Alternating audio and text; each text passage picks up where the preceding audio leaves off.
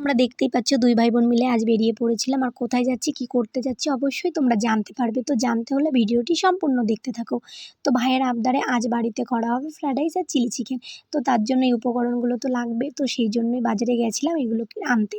তো এখানে আমি গাজর, বিন আর ক্যাপসিকাম নিয়ে নিয়েছি। তো তারপর চলে গেছিলাম মুদি দোকানে, যে একটা বাসমতি রাইস কিনে নিয়েছি। তো তারপর তোমরাই বলো চিকেন ছাড়া কী করে চিলি চিকেন কমপ্লিট হবে।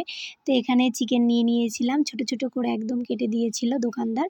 তো এখানে এই বাড়ি নিয়ে এসেছি চিকেনটা। তো বাড়ি নিয়ে এসে সুন্দর করে পরিষ্কার করে এখানে আমি চিকেন ম্যারিনেট করে নিয়েছি।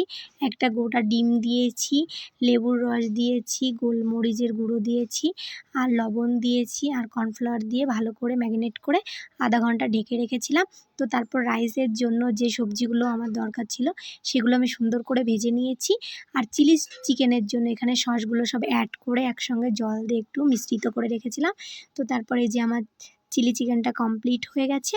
আর তোমরা কে কে ভালো খাও চিলি চিকেন ফ্রাইড রাইস অবশ্যই কমেন্টে জানাবে। আমার বাবা তো খেয়ে বলেছে খুব সুন্দর হয়েছে। ছোট্ট ভিডিওটি ভালো লাগলে অবশ্যই কমেন্ট করবে। বাই বাই বন্ধুরা।